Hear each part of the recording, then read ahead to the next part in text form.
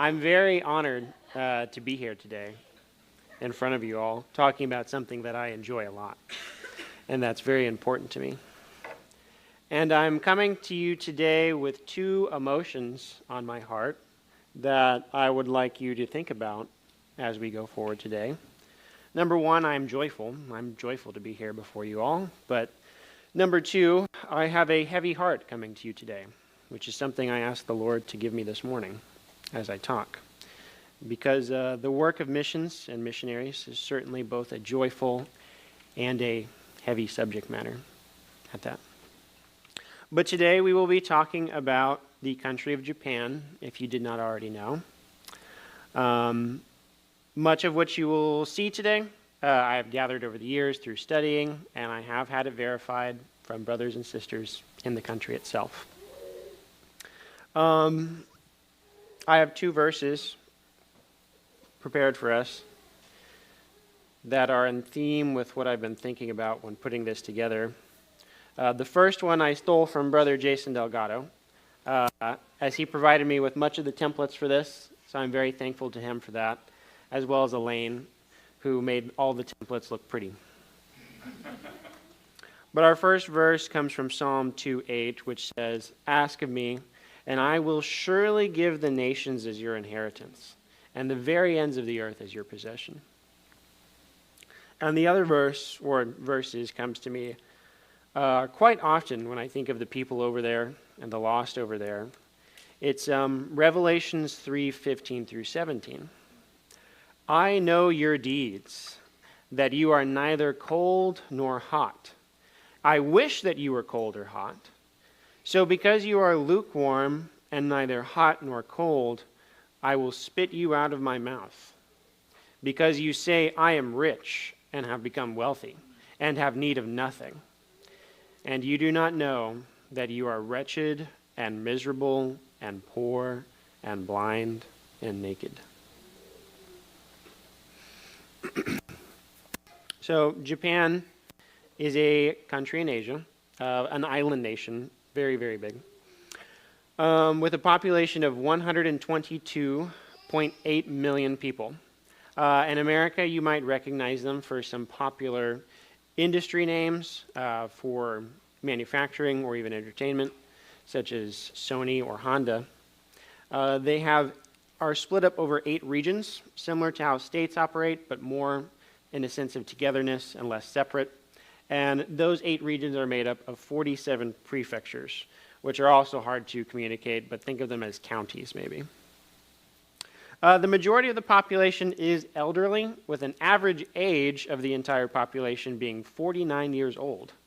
And they have recently, or more increasingly over the years, have been seeing a negative population growth or a decrease, which is an issue we will touch on in a moment here. The primary religions of Japan are Shintoism and Buddhism. I'm sure you're more familiar with the latter, as Buddhism is found in very, very many countries, including this one. Shintoism is specifically native, or if not originating from Japan at least. It's a belief in the worshiping of the country itself, and of the ancestors that come before, and of the ground, and of the emperor, and the sun, and anything you can think of. When I was talking with Matt Kidd about this, he actually had a very good quote. He said that a lot of people in Japan kind of take a mix of religions, and they all wish to be born as a Shinto, to live as a Christian, and then die as a Buddhist, because they're born into a perfect, happy world. They have a nice, happy life with a traditional marriage and wealth, and then they die as a Buddhist and get to come back and do it all over again. They have over 100,000 shrines across the country dedicated to either Buddhism or Shintoism or cats or whatever they like. And it really reminded me of, in America, we can probably walk out of our neighborhoods or our apartments, go down the block and look around, and you'll probably see at least one church. This is the same for Japan, if not more so. And they range from temples or monasteries much bigger than this room to something the size of this plant here. And They have a mixture of great reverence and a mixture of just casual uncaringness.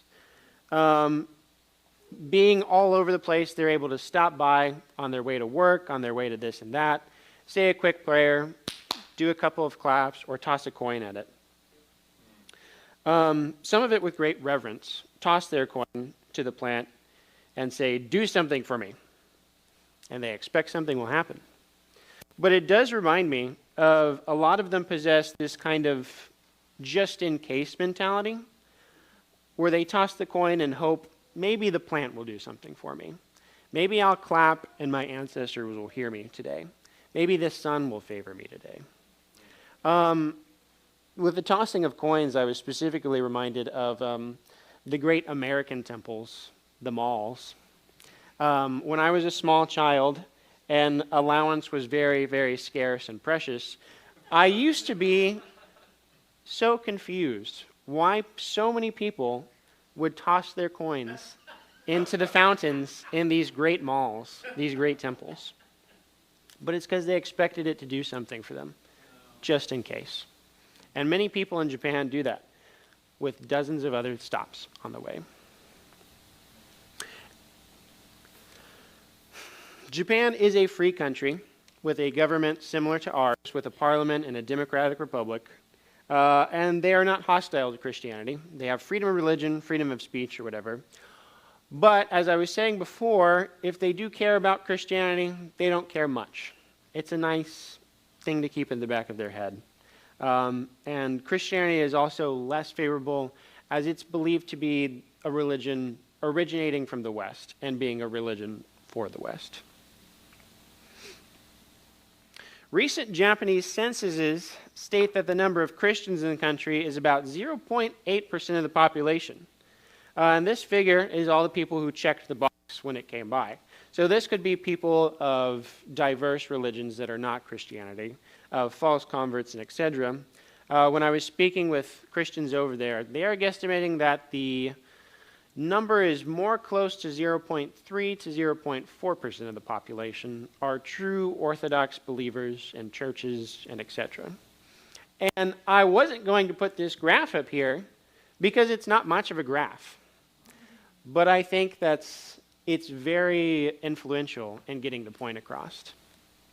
That yellow line is the government census. And that red line, which you can probably barely even see, the graphing system I used said it was too small to even label it. That's Christ in the country. And that's what it's been for a very, very long time.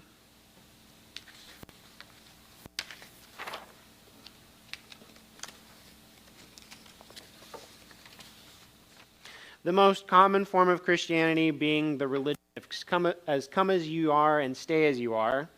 The health, wealth, prosperity gospel is popular over there, not because the Japanese people are want for money or wealth necessarily, but because, as I mentioned earlier, it's a nice thing to keep in your back pocket. It's another sign to visit on Sunday just to make sure you're right with that God too. The other 99.2% of people that don't claim Christianity aren't favorable of it, but they don't dislike it. They live very apathetically. You're a Christian, that's good for you, I don't really care. But they'll be polite about it. They'll nod and listen to what you have to say. They'll smile. They'll have conversations with you. And you'll come back wondering, did you actually do anything, or are they talking behind your back right now? As Japanese people view things as it's either inside or outside. Anything that's inside comes from Japan. It's good, it's traditional, it's what we've always done. Anything that's outside, you should be polite to it and kind to it and welcome it, but it's not from here, and don't forget that.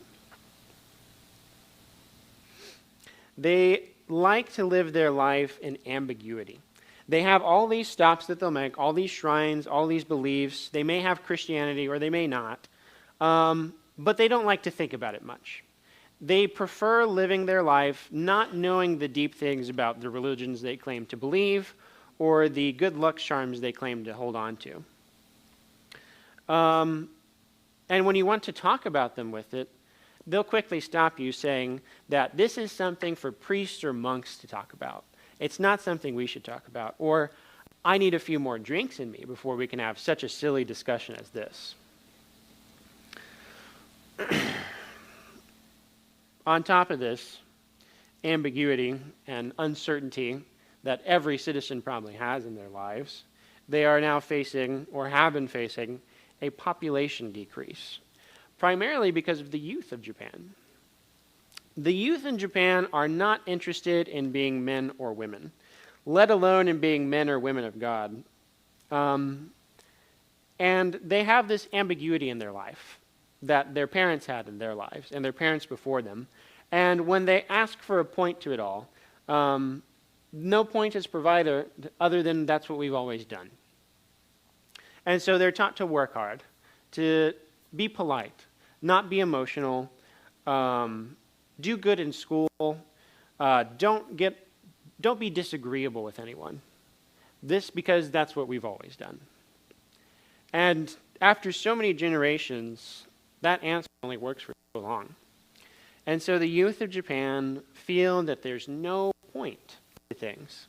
If we just do it, if we're just alive to be alive, what is the point and what is the promise at the end of this? That I get to come back and do it again? If not, maybe a little wealthier, maybe a little poorer. And so they don't marry. They don't have kids. They don't see a point in any of it. Some don't even leave their apartment or their house, staying shut in and closed away from the world, not talking to people, not leaving. With today's modern technology, that's very easy to do that and live your whole life silent. And this is what the Japanese people call hikikomori, which is basically a hermit or a shut-in in modern times. And very often, this overwhelming sense of pointlessness and loneliness ends in the youth taking their lives. The suicide rate, in the country is at 15.5% for every 100,000 people. It is the leading cause of death for men in the country. The most common age being ages 20 to 44. It is not the most common source of death for women, but it is high up there. And the most common age for women to commit suicide is girls age 15 to 29. Our next section is on what you would assume is a lighter subject on the missions work that is in Japan. And there is joy that is coming, and that is to be found in Japan. But because of the unfortunate circumstances that are currently over there, we will be starting with a more heavier subject when talking about missions in Japan. And missions in Japan certainly need prayer right now. I have often spoken with, it's too early, sorry. I have often spoken with people casually about my desire to do work for the church in Japan, to go into the mission field, and I usually hear a couple of the same questions or replies to that, and I'll caveat with, no one in here has ever said this, so I don't think I'm talking about you. But I will often hear, why go to Japan? They're not a third world country. They have lots of money, and they're free there. They're not hostile to Christianity. Seems like you could do more work other places. Or else, from missionaries, I've heard, oh, Japan is the place where missions go to die and fade away. Good luck. Many people in America that are unbelievers or casual Christians assume that because Japan is a nice place, a comfortable place, that there's no need to send missionaries. Don't missionaries just build wells and build schools and talk about how Jesus loves you? And they think time and resources should be spent elsewhere. And unfortunately, much of modern evangelical Christianity encourages this belief. And so these missionary companies will send people out to third world countries. Or they will send people to Japan, but they'll send people who are not prepared and who are not ready. Many modern evangelical missionaries missionaries struggle greatly in Japan with reaching the Japanese people. Their mission is to focus on getting many numbers, on saving lots of people, on making a change, on handing out a tract. And when people talk to you politely all the time, but you never hear back from them again, that gets discouraging after a while. Or else they go to Japan trying to make it into America, because that's a much better solution. If Japan would be more like America, it would be easier to preach to you. Or, all this tradition and all the way you do things here, it's not American, so therefore it's bad. And here's Jesus, and here's democracy. Take that and fix yourself. Many of these missionaries are not connected to a church. They choose to Zoom their church late at night, back here in the States or whatever country they come from, or watch a video on Sunday. So think about missionaries being over there, not being focused on Christ, being focused on what they're about, and not being in communion with Christians.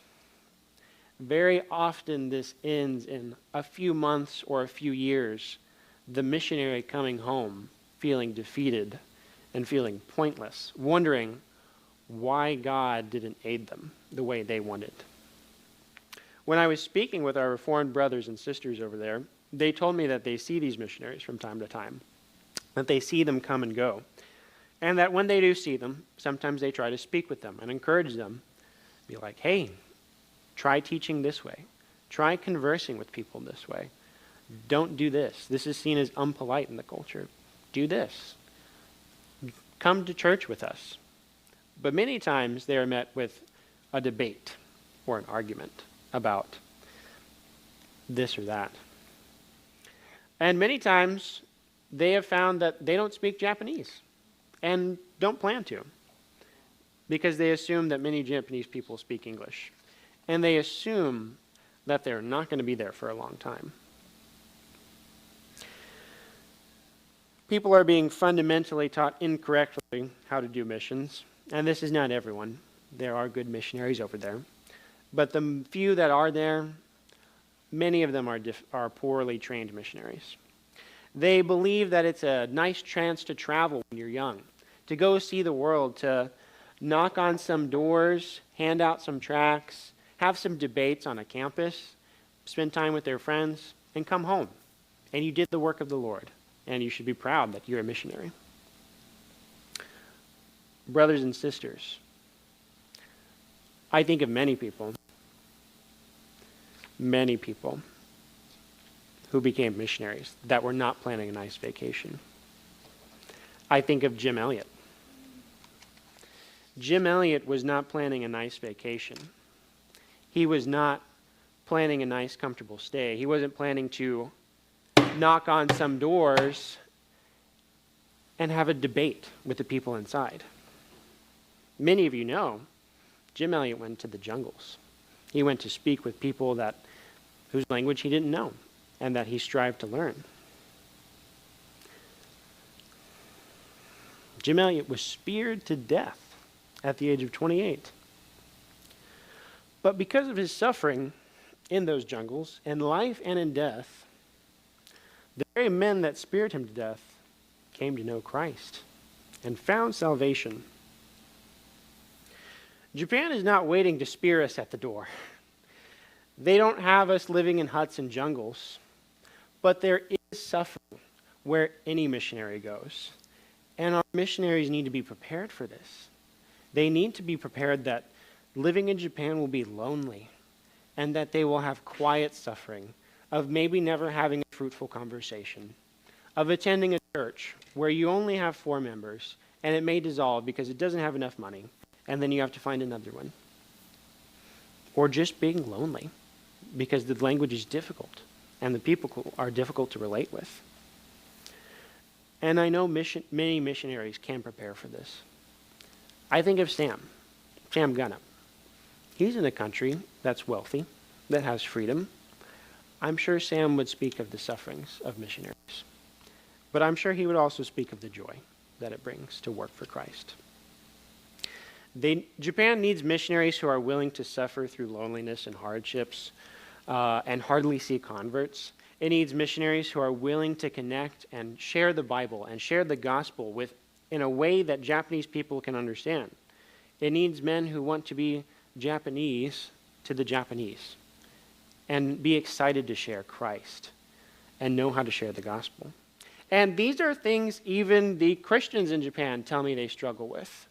When you're a church of 4 people, it's hard to go out and witness every week. When you don't know anyone else who's a Christian and everyone else in your family gives you the look every time you bring up Christianity, that's difficult. And so they go on years with that. And so they ask for prayer for that. We need good evangelical Christians who live in the country, who want to go to their people. However, in the greatest however that the gospel offers us, Christ comes, and Christ prevails in the country. We saw that small graph a moment ago, 0.8 to 0.4%. That is still Christ, and that is still the gospel. That small number is still brothers and sisters over there who stand strong for the Lord, who meet faithfully every Sunday, who pray for themselves and each other, and they pray for us. I was watching a documentary some years ago where they were interviewing a survivor of the Nagasaki bombing. And the conversation briefly shifted to Christianity in Nagasaki after the bomb went off. It suddenly became popular in the city, and the interviewer asked him, "Why do you think that is?"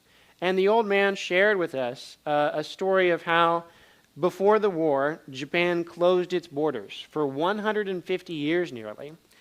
No one could enter. All other religions, including Christianities, were illegal, and you would be killed if you believed such a thing. And it seemed as though it worked, and Christianity disappeared within the country, and Japan had its peace and its nationality. But the survivors of the bombing noticed that after the bombing happened, after the war was over, after the borders opened up, those ruins of churches that were there before that were simply nothing but ruins had people in them again all of a sudden. And when Japanese people stopped and asked the people in the churches what they were doing there and how they were there and how they knew what to preach and what to teach and what the church even was, they learned that many families in Japan had quietly and secretly kept Christianity and passed it generation to generation to generation. And the old man said he had never seen anything like that. He had never seen something disappear completely and then reappear even more powerfully hundreds of years later. And he said that was something to think about, not being a Christian himself, but having seen it. So there are churches in Japan that are filled every Sunday. In fact, there are Reformed churches in Japan. To be exact, there is one. And that is it right there on the right corner of the screen. That is Tokyo Bible Church in Shibuya, which is a section in Tokyo. And I have had the great honor to meet them and to fellowship with them online. I wake up very early, and they stay up very late. And we do it consistently sometimes. And we are very tired. But the fellowship is sweet, and it's encouraging. They also have a sister church known as Christ Baptist Church nearby in Saitama. They're not a Reformed church, but they are leaning confessional, and they are Baptist, and they get to spend time with one another. But Tokyo Bible Church is led by Pastor Shiro Nakayama, the handsome fellow pictured there on the right, who came to America in, I believe, the 80s or the 90s. And, we'll talk about that in a minute. And he attended Westminster Seminary and found Reformed theology and brought it back to the church. But the church itself was established in the 1950s by a traditional Methodist missionary. And you'll notice another picture up there that some of you with astute eyes have already noticed. That is Jim Renahan, surrounded by the members at Tokyo Bible Church in 2014. They were telling me, we don't know if Jim remembers who we are. And we haven't heard of anyone else since coming to the church. But it was a wonderful impact that Jim had on them. And they talk about that picture often. A heavier thing to the picture is many of the children pictured there do not attend the church anymore. Many of them disappeared year after year. And in Japanese churches, that's common to not know why members leave, because it's more polite to leave quietly than it is to stir up trouble. And many pastors are tempted to think in that similar Japanese mindset and be like, oh, well, that's the polite thing, so we should let them leave quietly. And you never find out why members leave a church. Sometimes it's due to pressure from family. Sometimes it's embarrassment from work. Sometimes they simply need to move away and somewhere else. But many do not know where they are anymore. But despite this, there are still many members. I believe it's about 50 that meet every Lord's Day in Tokyo Bible Church. And in Christ Bible Church, they have 3 every Lord's Day. And the men and women at both churches pray for their country. And they practice evangelism very well in their communities. But still, even as they have members come and go, they stand fast in a sinful and very lonely world. And they were encouraged by the meeting I was able to have for them. And likewise, I was very encouraged to spend time with them. And I am honored to have them as brothers and sisters in Christ and as my friends. Many of the things that I got to share with you today and speak with you today, or I've just had conversations with you one-on-one in person, have been things that I've learned from them. And I've learned much, and I'm very thankful. In probably one of the worst Zoom pictures you'll ever see, here we are at our gathering. Brother Kenta took that moment right when we were all yawning or blinking. But that shows testament that we stay up very late and we wake up very early just to have communion together for some short time.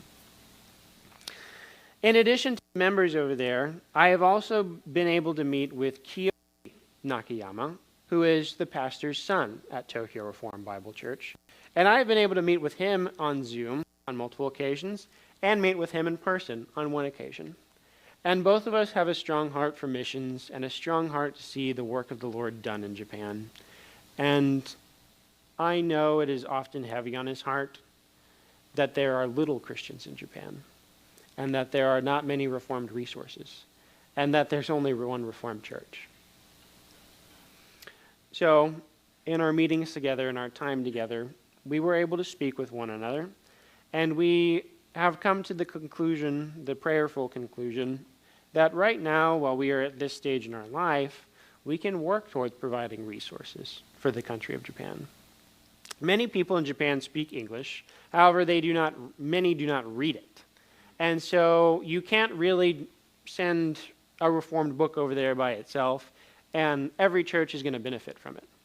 The only books and Christian books that are translated over there are probably something from Joel Osteen or something from Sarah Young, because that's easy to mass produce and send out in another language. Tokyo Bible Church in the 90s translated their very own 1689 Confession of Faith. And that is currently the only Reformed work in Japanese right now. But me and Kiyoshi hope to add to that number bit by bit. While we are here, while I am separated from them, he is here in the States too, so he is also separated from his church right now, doing work. But while we live here in this time, we don't want to just sit around and do nothing and wait for the right time for something to happen. So right now, we look for books and we look for resources. I look around and dig through our library. I bug Matt for more books and suggestions, probably far too often. And I pick one. And I send it over to Kiyoshi, and we look over it, we read it, and we talk to one another about it. And we discuss how this will be beneficial for the churches there. What will it do for the church there? And so right now, we're translating our very own Ryan's catechism on the Westminster, Milk for Little Ones. And so he has the book, and he writes it in Japanese. And that was a long meeting and process of me learning Japanese and learning things about the language that I never knew, that I probably want to forget already. But he's translating it. And then he sends it back to me, and I retranslate it and edit his mistakes, or we have meetings discussing why we translated it like this.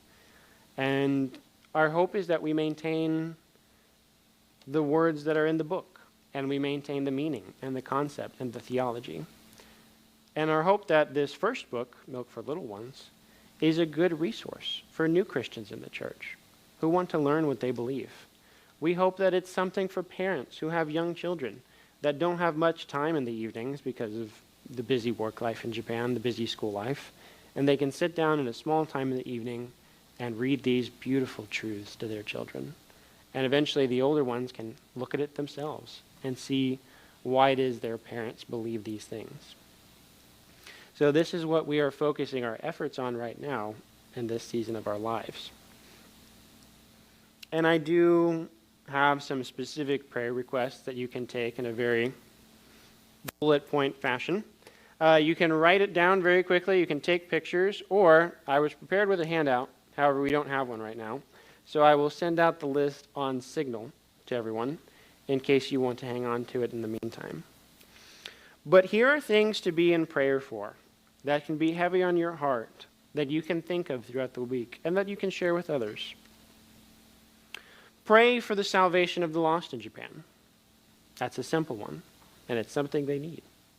Pray that the churches there, whether members of 50 or members of 3, be sustained and strengthened by the Lord and be blessed by him.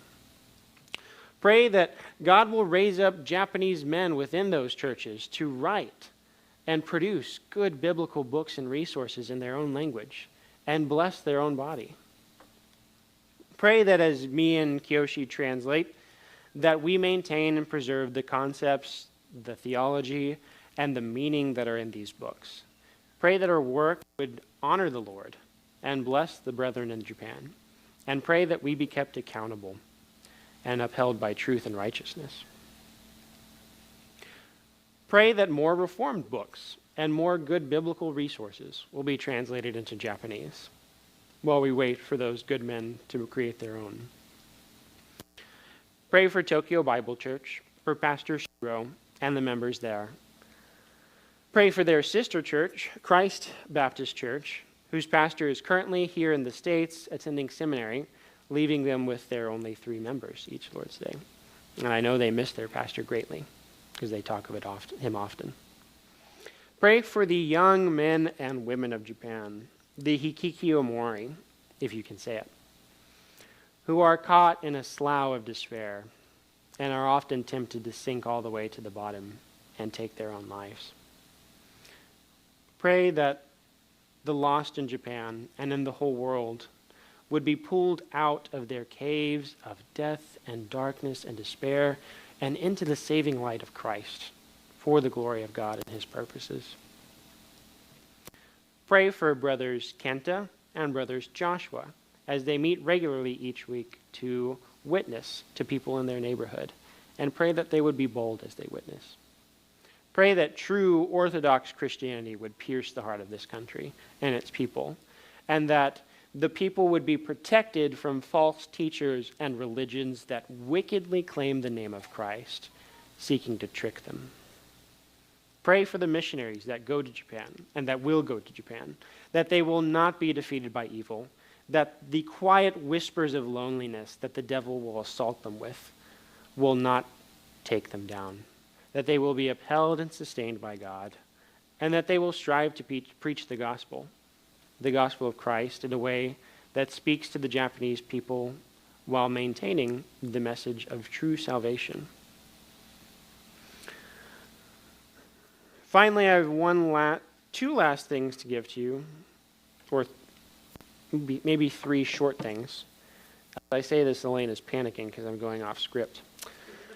I have 2 messages from members over there that they wished for me to give to you.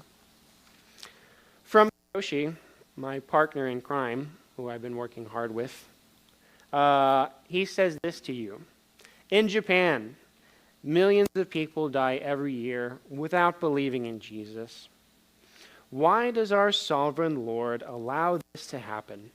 I fear that God might say to me, because you did not pray earnestly, because you did not boldly proclaim the gospel. Brothers and sisters at Christ Covenant Reformed Baptist Church, please pray for the salvation of our people. Pray that God would awaken our hearts and give us boldness to share Christ. And from Brother Joshua, who is a member at Christ Baptist Church, he says hi. He wants to connect with many churches. And the ministry in Japan is very lonely, he says. But knowing that someone over here learned about them today and prayed for them today encourages his heart greatly. And one final interesting thing I just wanted to share with you before we move on to questions and prayer. I try to listen to the sermon over there every once in a while. I don't understand it, and it's very quick, and it passes over my head.